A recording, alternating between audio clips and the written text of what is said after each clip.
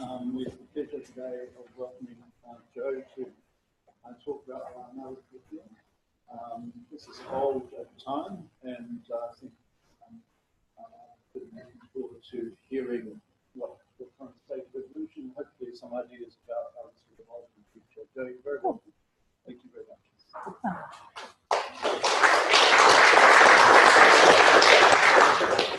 Ngā mana, ngā waka, ngā reo, ngā karangatanga o te motu, tēnā koutou, tēnā koutou, tēnā koutou katoa. Ko waiau, ko tautoko te mauka, ko makawhi o te awa, ko kaitahu ka te mamoi me waitaha uku iwi, ko kati maha ki te hapu, o te tai pautini o te waipaunama hau, ko Jo Baxter toko ingoa.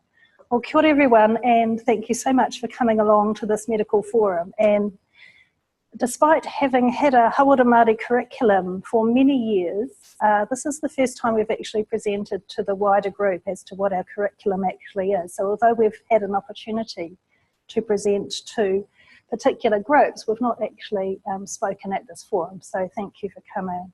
A little bit about my background in speaking to you today. So I am the Associate Dean Māori for the Dunedin School of Medicine and also the Associate Professor for Māori Health and the Associate Dean Māori for the Division of Health Sciences. And in those various roles, I've had the good fortune and opportunity to work with a wonderful group of people as we have grown and developed the Māori health curriculum within the medical school and now more broadly within some of the other parts of the Division of Health Sciences. My professional background, I was born and bred in the South Island on the West Coast and then in Marlborough, and then I went to medical school in Auckland and went on a bit of a journey, and on that journey it was really, part of that journey was about me exploring what it meant to be a Māori doctor and how could I make a difference for Māori health. Trained in psychiatry for a number of years and thought that working in mental health would be the place that really supported me to make a difference, but I eventually headed towards seeing if we could do more in the prevention, promotion, making a difference for population health. And for a whole, after a long journey in that pathway, I ended up here at the university and in the medical school, and as I say, have had a really great opportunity to work across the school and now the division to support the wonderful teams of Māori staff and people who support and work with our Māori staff to deliver what I think are some really exciting, innovative and progressive curricula in Hauora Māori.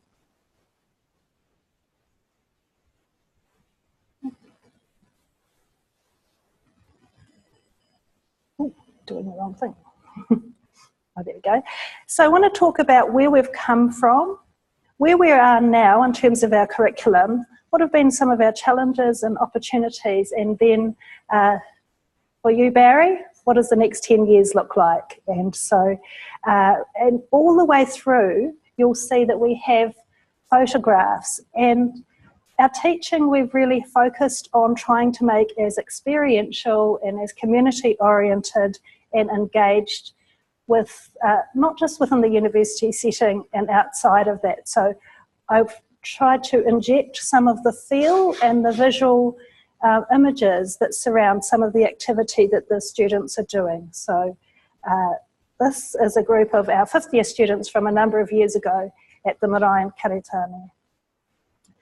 So prior to, up until the mid-2000s, 2005, 2006, Māori health sat within the medical curriculum.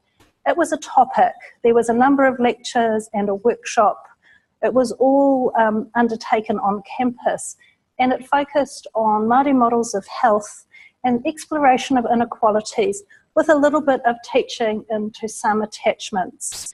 It was inconsistent between the schools across the medical school, and it was very, very positively supported, and was really this person here, who everyone will know, John Broughton. And John really took the seed of Māori health and grew it and developed it. and was recognised for his contribution in the medical school in 2007 with an award at the very first Indigenous Medical Education Conference. So I picked up from John, and actually I picked up from John at a really important time, and that was a time where the whole medical school was going through a big change. And of course, when there's big changes, that leads to real opportunities. And so we took that opportunity. And this is what was some of the context behind the changes at that time. The AMC accreditation had very much increased its emphasis on the need for all medical schools to have an Indigenous curriculum. As I've said, the medical school was undergoing a time of curriculum change, restructuring, and not just restructuring in content, it restructured the whole process. And anyone who was around over that several-year time period will know the amount of effort and work and also some of the anxiety. So we took an opportunity at that point in time. The Division of Health Sciences over the last decade has really also been strengthening its strategy and expectations for Māori development, and some of the developments we've had have been really supported by the vision that's held at a divisional level alongside the divisions that we have at a school and departmental level. In 2006, the university also launched a Māori strategic framework, and that was the first time that the university had really collected up the number of areas where it wanted to see real progress made, and in particular teaching and curriculum. So growing our curriculum was also really aligned with the university policy. And then finally, in the mid-2000s, the Medical Council put out a fairly strong statement for an organisation that had not had a lot within its policy framework, that said that it expected every medical practitioner to be able to demonstrate cultural competency, and in particular had a foregrounding of understanding and being able to make a difference for Māori health as part of that cultural competencies. So the ducks were aligned. And I think just to come back to that Indigenous health framework, not only were we expected to have Indigenous curriculum, but there were also some guidelines provided. And it led to an expectation of quite a comprehensive curriculum. So the areas of focus that they suggested we cover spanned from history and culture through to understanding models of health, clinical presentations, and working with individuals. So that span from the population right through to working with individuals. And they also gave some pointers and principles for how we should be able to achieve that. And very much, I think they did an extremely good job of coming up with what has ended up being a framework that has worked for us, which is to focus on experiential learning, to make Indigenous health not a topic that sits at the corner, but is a core part of the curricula. That it needs to be focused on strengths-based approaches rather than deficit framing, and needs to be integrated both vertically and horizontally. Quite rightly, it requires Indigenous leadership, and the importance that they've prioritised is, in order to make this effective, and the attitudes of all staff, not just the people who teach Indigenous health, but all staff who surround the students and the program, need to be appropriate with regards to Indigenous health. The importance of the relationships was key, and that it was key to see Indigenous health as sitting there in its own right and not as one of many different cultures, and Māori as one of those. And so positioning it in an Indigenous, from an Indigenous perspective, and also, I suppose, very much from a Māori perspective, that allows us to also frame our teaching and learning within a treaty framework also. So the Division of Health Sciences strategy for Māori development, which has been a work in progress, highlighted the why this is really important, and the aim to aspire for alignment with Māori aspirations for educational excellence and the elimination of health inequity. We have a whole number of different approaches that we can do this? How can we as a medical school make a difference for Māori health? And alongside curriculum, we have our opportunity to use our research. We have an opportunity to use our relationships and our engagement with Māori communities to work with communities, to reciprocate over the benefits of what we do as a school. We can support professional development of everyone, so everyone's cultural competency is built. And we can grow the Māori workforce, both in health professions, but also in the sciences. And finally, amongst those, and this is one that's been emphasised in the latest version of the university's Māori Strategic Framework, is that we desperately need to do something to grow and develop Māori staff. Less than 3% of the staff in the university are Māori. We have growing numbers of Māori students, so and growing expectations on things like the delivery of Māori curricula, growing Māori expertise to inform research. So today's talk is really about one of those prongs, and the whole way through our development and the delivery of the Hauora Māori curriculum has been this goal that the aim of the curriculum is to lead to graduates who will be able to come out and make a difference for Māori health. And so where do they make that difference and how they make that difference? Over the middle of the 2000s, we started meeting together as a collective of Māori staff across the medical school, the different schools, Wellington, Christchurch and Dunedin, and we put together what we thought would be a curriculum that supported the kind of graduate attributes that we were looking for. And we talked about what are the objectives, the positions, how and where we would deliver it, how we would assess it and evaluate it, and who would be the teachers. And what we really focused on as well was we're a small group, let's learn from each other. We have Bridget Robson in Wellington, who has got real expertise in understanding inequalities and the epidemiology behind health inequalities. We've got Suze Pitama in Christchurch, who's worked on cardiovascular disease and who's really informed on models within curriculum delivery. And we have a whole range of different people, and I've just got a slide of some of the Māori research that's going on. We were also committed to evidence-based teaching and learning. And so what does our curriculum look like now? And this will reflect the 10-year journey. If you can think that in 2006 we had, I think there was 4 lectures and a workshop in one in second year, and another couple of lectures and a workshop in third year, and I think attachment-based teaching. So this is our curriculum, and I want to acknowledge the wonderful team that supports this curriculum, and I'll talk a bit about the community as we go. So we have we've been on a bit of a journey. As we started out as a topic, we then became a thread, and then eventually we became a vertical module. So we now sit as a vertical module within the curriculum, and we sit there alongside other vertical modules which don't have an attachment but aim to be woven throughout. And we've kept our focus and that expectation that Māori health is important at all levels. As a public health physician, I have a particular focus and emphasis on how we make a difference at a population health level, how we understand inequity and inequalities, the drivers of those, and what are the ways in which we can make a difference.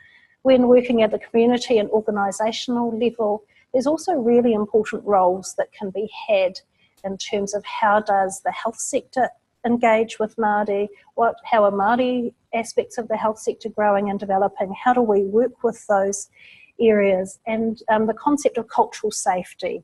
How does an environment demonstrate its capacity to be culturally safe so that Māori can have great outcomes within that environment? And then coming down to working with individuals in whānau. And so this is about having in their tool belt understanding of Māori beliefs, values, experiences, Māori worldviews, learning about consultation skills as they relate to Māori. How do you build a relationship with Māori patients in whānau? And then some core things, te reo Māori competency. So it is not okay to come out to be a health professional in this country and not be able to pronounce the names of your patients appropriately. If people are doing that, then I think they need to question. If they haven't been on a journey to build their competency in that space, then I suppose what we have is we have really challenged our students to expect a level of cultural competency with some of these things. Tikanga and values as well. And so in coming up with our curriculum, which takes those areas and adds objectives, and this is a very cut down version of what that looks like. We've aimed to have what is the end goal in sight the whole way through. And then we can say, well, what is it that we would expect a graduate from here to look like? What knowledge do they need? What skills do they need? What do they need to be able to do? And then when we assess people, what do we need to have been able to observe that they can do so that we know that they've reached those standards? So in ELM, the early years, in 2 and 3, it's really where we've done our foundations in terms of context, knowledge and skills. And we cover the historical and demographic contexts. We focus on the foundations for practice. We engage the students with the community and the marae, and we talk about Māori models of health and start to get them working with those models and how they might apply them in practice. We talk about key health issues, determinant solutions and understanding inequity, and we start to bring in an understanding of the evidence, the research and the critical thinking that goes behind what happens when you look at evidence with regards to Māori health. So it looks a bit like this. So we have some prior lectures up until our second year Hauora Māori week, and it's really 4 days, spread across 4 days our week. So the prior lectures give us that build-up, why are we doing this, health status and equity and Māori models of health. Now some of the challenge here is that we have a class of 300 students, so obviously if we're going to achieve the goals that we have, we can't do that in a lecture theatre. You can't work with people over the historical and political contexts by using a lecture. We can start, but we certainly won't get the kinds of shifts and interactions and engagement that we want. So over a number of years we came up with what we think is now a fairly robust, although still with a few tweaks, week. And we've just had this week about 3 weeks ago, and so it's really fresh in many people's minds. So on the Monday we go to the museum, and the students do a range of preparatory and introductory foundational workshops as they build up to going to the marae. They get to know a bit more about the local community, explore tikanga, explore an introduction to treaty, and they start to learn concepts about mihi and engaging with each other, engaging with Māori, and understanding those concepts. And we're really thankful to the museum who open up their doors to us, and we use all sorts of spaces. So if you happen to go to visit the Māori part of the museum when we have our day, you'll be tripping over little huddles and groups of medical students with our staff as tutors, and the staff of the museum also tutor with us. On Tuesday and Wednesday, we have to split the class, and so we have half of the class go out to Araitiuru Marae and do a range of things which I'll talk through. And then on the other half stay here. We take over the entire Hunter Centre, and they do a really interactive treaty-based day and set of workshops. Then on the Thursday, the two groups, one comes to the Calhoun, one comes to here, and they present back from what they have done as part of an exercise from the Hunter Centre Day. So I just want to give you a bit of some of the imagery. So this is what's going on at the museum, and the gentleman there is Hata Temo, who is our kaumātua. He used to work in the hospital and was very much valued and respected there, and he's since moved to the university, and we are hugely privileged to have him. He supports us over tikanga guidance and wairoa guidance, but he also is part of our teaching team. And so alongside there, the students, and this is Kale who's sitting here, I've got and again, the workshops that the students are doing there aim to support understanding the pōwhiri process, what they're going through, and provide small group interactive learning opportunities. Then the next day, they go to this marae, Araituru Marae, and it's in Shetland Street. So this is our urban marae here. The students participate in the pōwhiri, and we have, this is via Wendy, who's one of our community people who every year comes and supports us in what we do. Koro supports us from the pōwhiri, and then the students also participate and engage as part of that. So learning waiata and being fully engaged in the pōwhiri process as part of the teaching and learning. So over the course of the day we have te reo Māori, and want to acknowledge Ari and Reihana this year, who really stepped up and supported our te reo. And again, the students are starting on a journey which hopefully will mean that by the time they come out at the other end, they're feeling confident to be able to use te reo Māori in a way which, if it's not perfect, they will have an opportunity and feel confident to be able to ask, how do I do this? What approach do I take?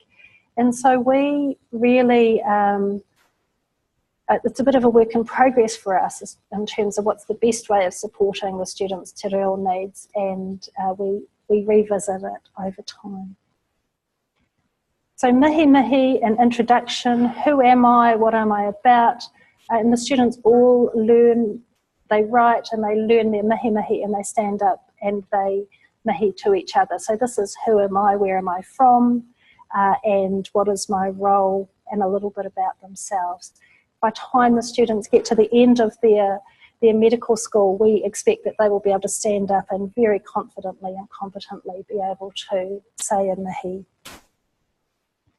And then obviously the food and the hospitality and the manaakitanga of the community is part of all of our teaching and learning. So in terms of the roles of our staff, sorry Fran, Tui gave me the photos.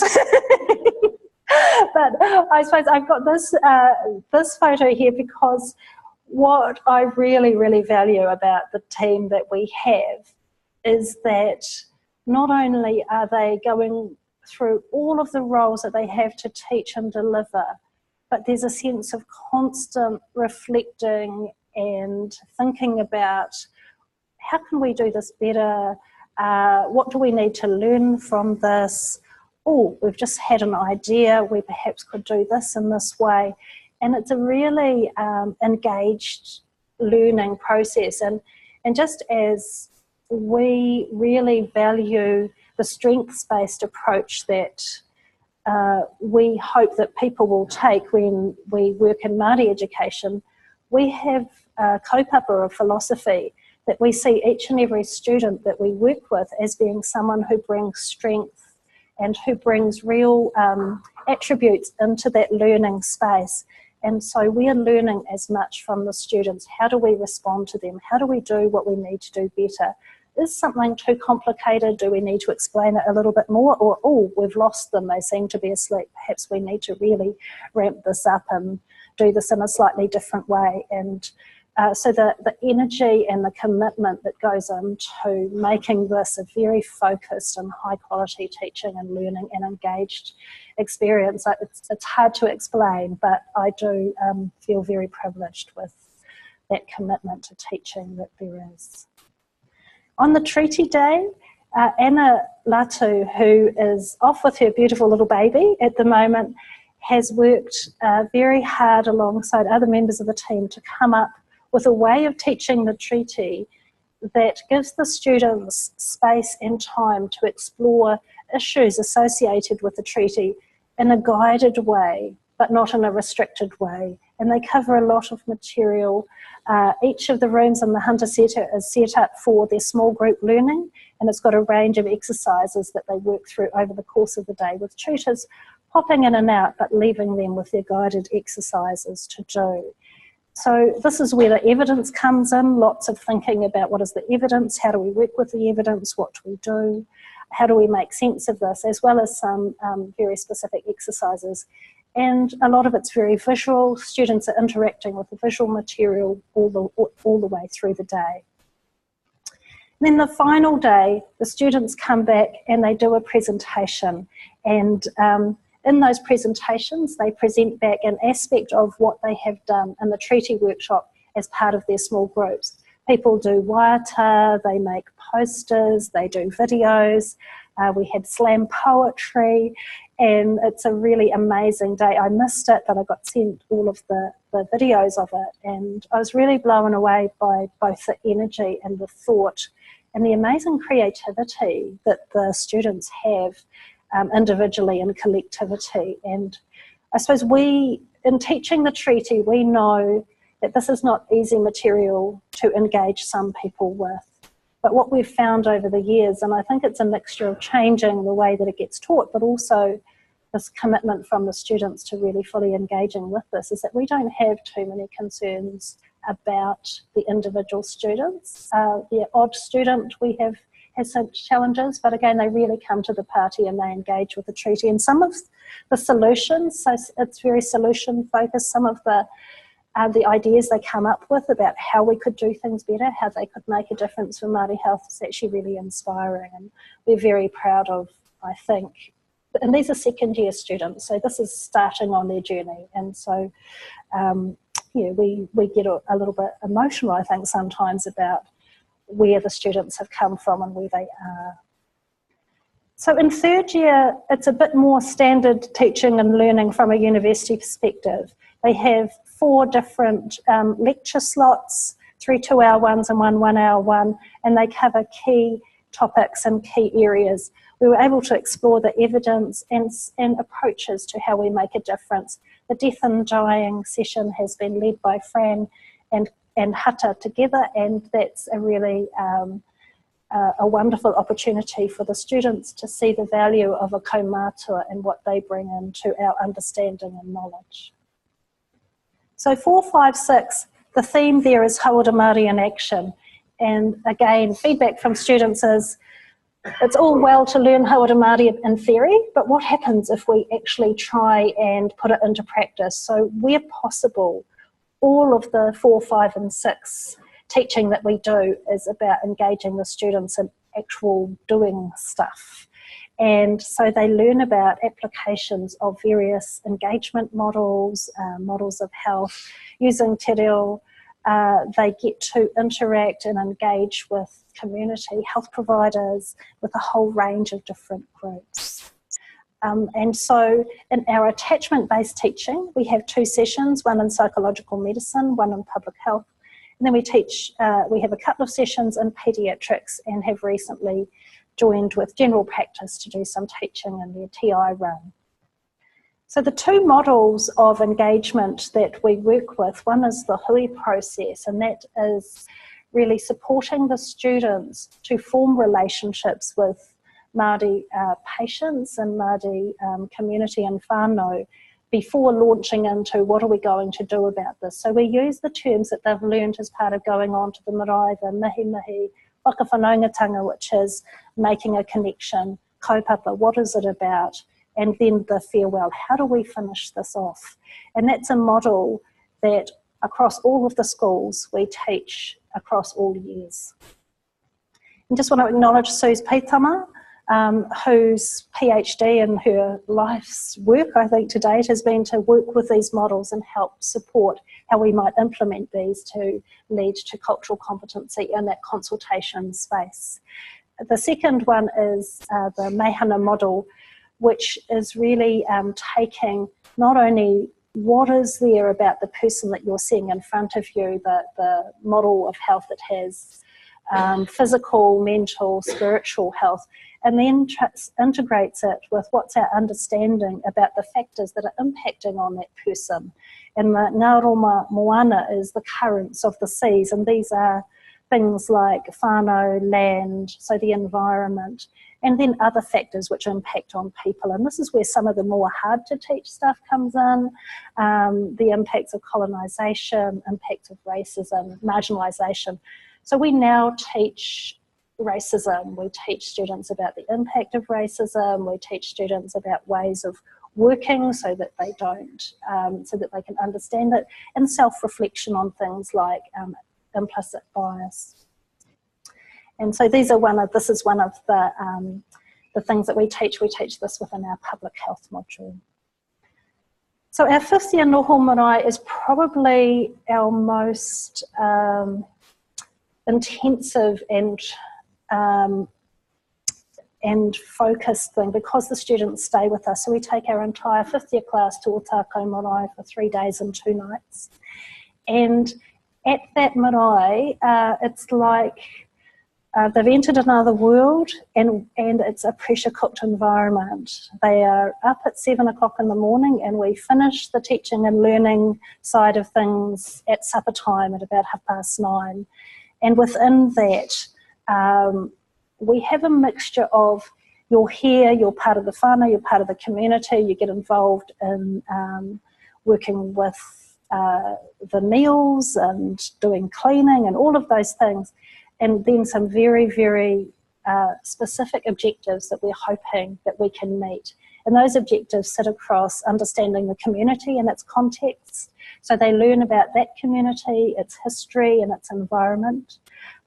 Fran does a wonderful play which engages the students in called Barrier Ninja, which she might be able to talk about a bit later if we've got time. And that takes the students into another way of thinking and understanding whānau experiences of health in the health sector. They do a new workshop this year that's about partnerships. How do you build partnerships with Māori, whānau communities, but in particular this is working with people who have Māori expertise, particularly in the traditional healing realms, and that was a really wonderful workshop that took students into understanding some of the more in-depth areas which impact on mental health in particular. They revisit te reo, waiata, wairua and things like weaving, and that engages them again with a whole lot of thinking and talking about core concepts. A module that Anna Latu developed, where one of our biggest challenges in terms of cultural competency is that there's always that statement that says in order to be culturally competent you have to be able to reflect on your own, who are you, and understand yourself, and then therefore how does that mean you might relate to others.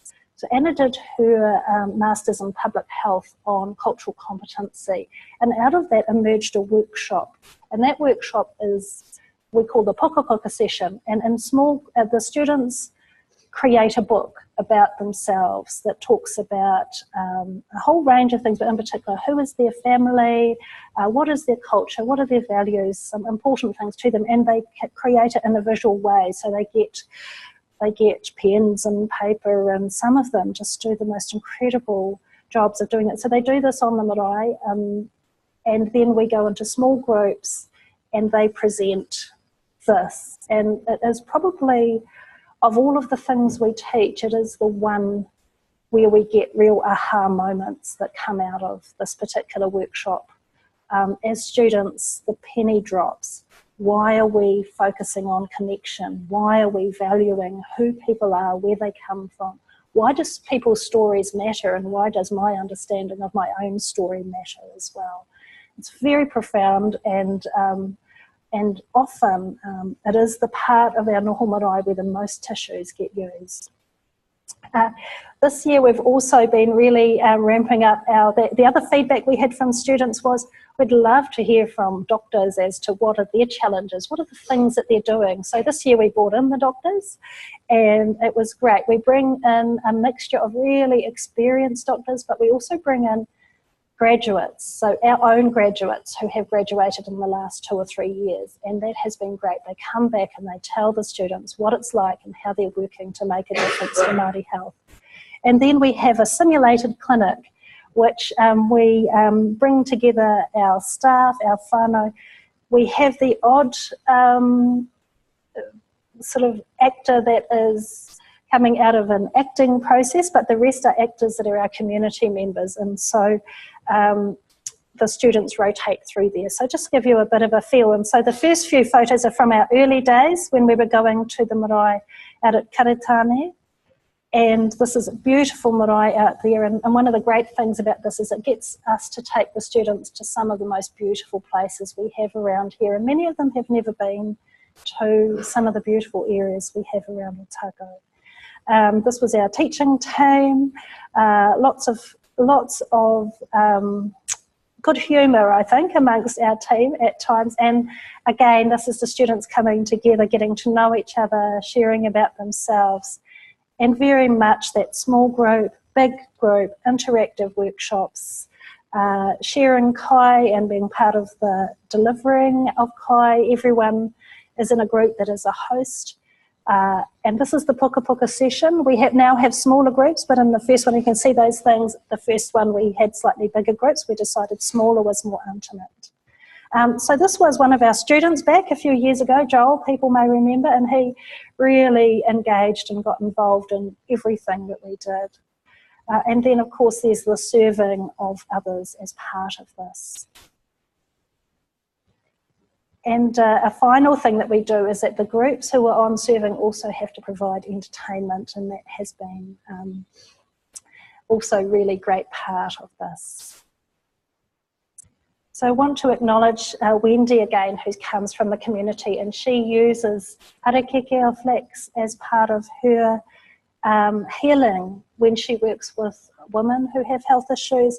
And so this is a kind of an opportunity for the students to meet with people like Wendy and other healers and people who work in the health sector to get a feel for why and how people do things within that Māori health space differently. And so this is more recently, the last couple of years, and this is from this year's Noho-Marae. Last couple of years we've been going to Otago with our 5th year group. And this is Fran performing her play, and one day I hope that all of you will get a chance to see Fran's play. It's just amazing, and again takes the students somewhere where they might not have been expecting to go, and that's part of the journey that we have, is that the students don't always, when they reflect back, they often will reflect back that I got something very different than what I was expecting from that, and I think that's partly because we use really different and diverse teaching methods which come at people from different angles, and they don't quite know what to expect, but I think in the end it makes a real difference. And so this is our simulated clinic without the people in it, and we have 7 stations and they rotate through in really small groups. We don't have the staff in there with them, we leave it to them, and this is getting them practicing their consultation and engagement skills, knowing that they may or may not have a Hauora Māori station in their OSCE, which is also important. And these are our actors from this year talking, and at the end they come together and they provide feedback. What worked really well, what made me feel like I really wanted to talk to people versus what was and the little girl there is, we not only have our staff as actors, but we also have our children. And so that's Georgia Latu, alias the girl with the asthma. And then we have Mason, who's Fran's son, and he has supported us many years now, coming in and being a patient for us. And we really value those people.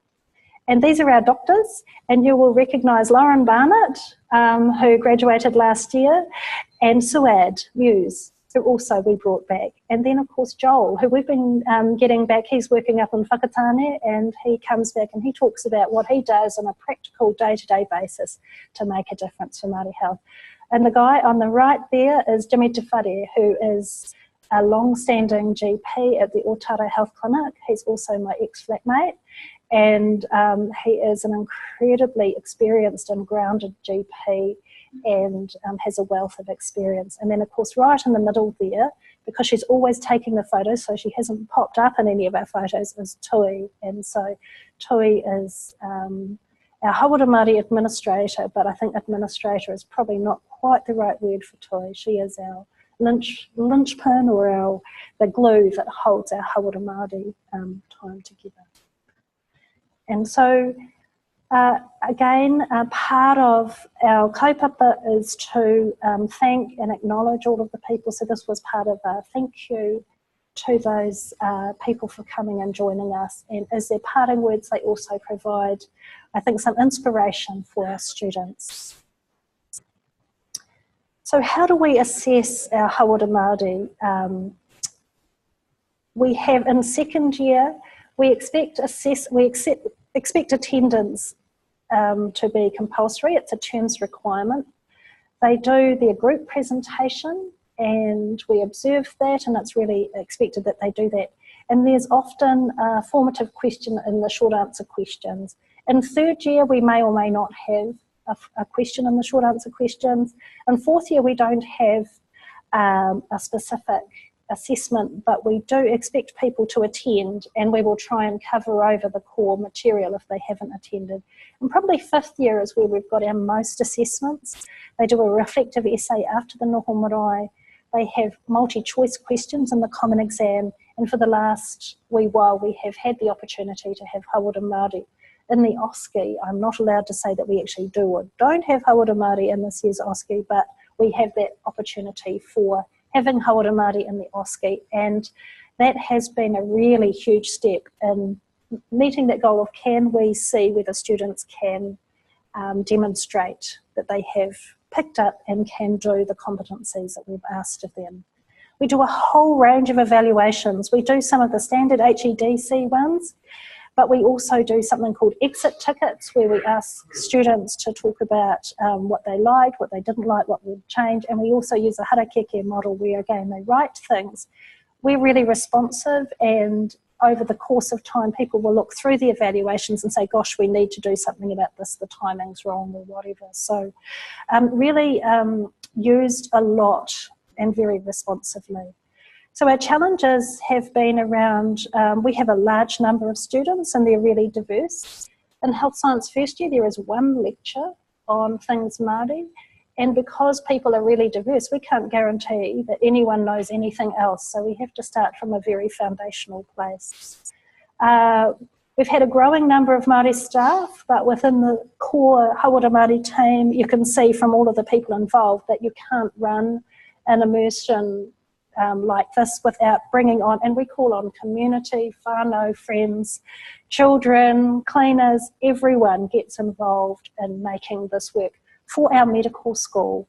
And I just really want, I suppose, people to know that the community comes in behind this and very much supports it. The logistics, and again, I want to acknowledge Tui and all the other people that help make this work. And probably one of the challenges in terms of the material is hearts and minds. How do we get people, you can learn content, but if you've grown up in a household where you've not heard anything positive about things Māori and you bring that into medical school with you, what are the ways in which we can use medical education to change people? So you're not going to get it changed through there, it's got to be through there. And so again, I think we've had some very important moments with students where they have tackled what are some quite in-ground beliefs and thinking about things Māori. And so I think that tackling difficult material, and then the balance between content and process. I just wanted to divert a little bit into something that I've been seeing a lot more in some of the education conferences and things that I've been going to, which is the concept of threshold concepts.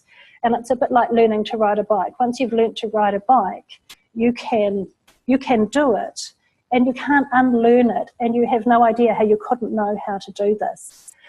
Threshold concepts really, I think, it resonates with me because we have people who are at a point where they kind of know there's something they need to get, but they don't quite get it, and they work with it. And then when they write reflective essays, yes, they say, I got it, I absolutely got it. And And that's when we know that they will start to really explore who they are. How do we do this better? And so it's a bit of a lengthy quote, is from a reflective essay, and just to summarise it, I'll let you have a read. It's a fairly typical quote from a reflective essay.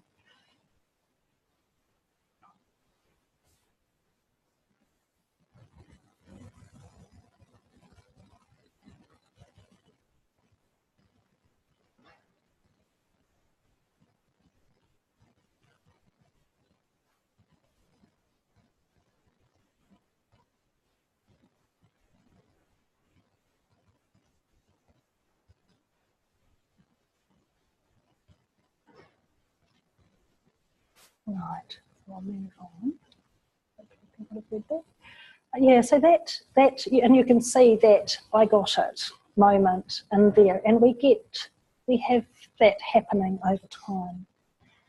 So the concept of ako from a Māori perspective, I think, is also key to this, and the teachers and learners in partnership with each other, and that constant making sense of the interactions, making sense of the connections.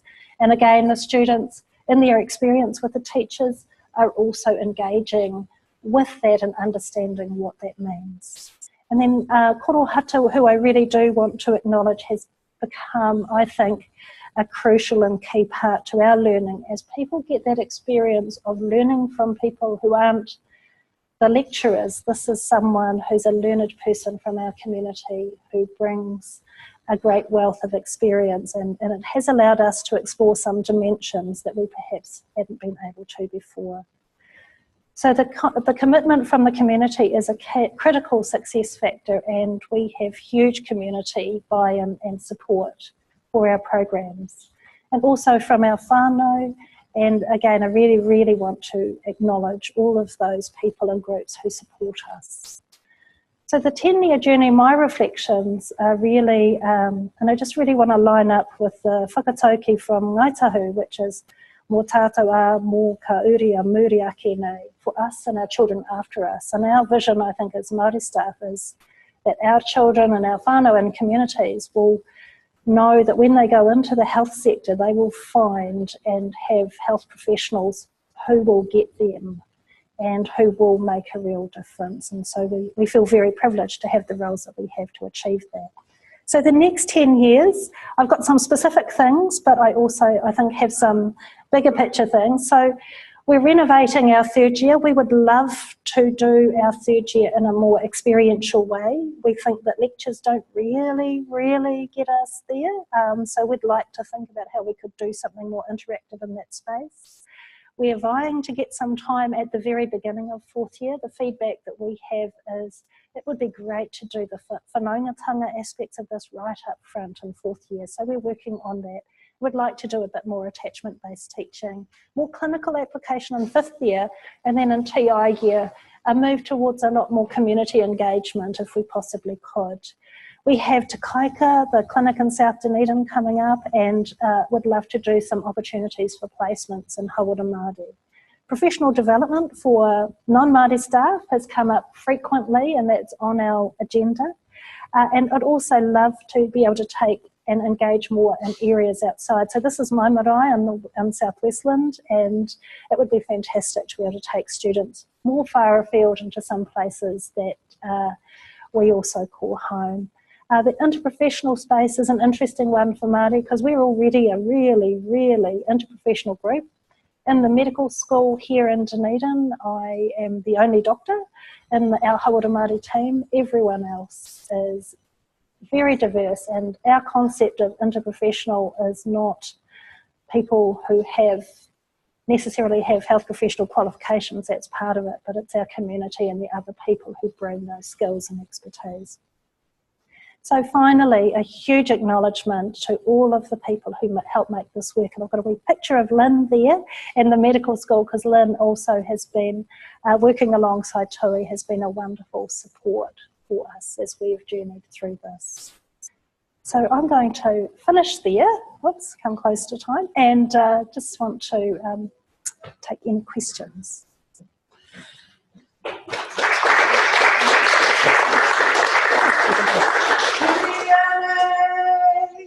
E te hau, oroia, e te ua, whiti whitia, e te rā, mai ake ngā, o raru raru, ma kere ana ngā here, ma kere ana ngā here. Sorry, I've cut it close to time, but does anyone have any questions, comments, thoughts? Joe, and thank you very much to the Kōhatu team to support Joe's talk. I'll start off with the first question. One of the bits that you didn't talk very much about was the natural healing component of the curriculum. Can you just tell us a bit more about that? So we have that woven all the way through, and I think, so I've talked about korohata who right at the start of second year, the students go to a whakawātia, and so that's about keeping yourself safe from a spiritual perspective. And as part of that, they learn about the way in which we use karakia to keep people safe, and the people who have expertise in that wairua space.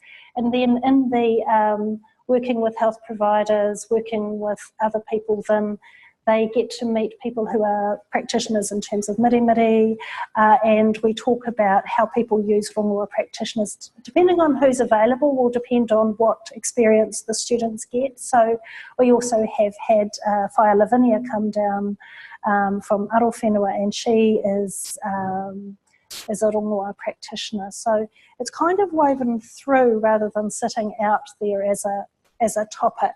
And what we would hope is that by the time the students finish, that they have the capacity to work alongside and with traditional healers and rongoa and mirimiri practitioners.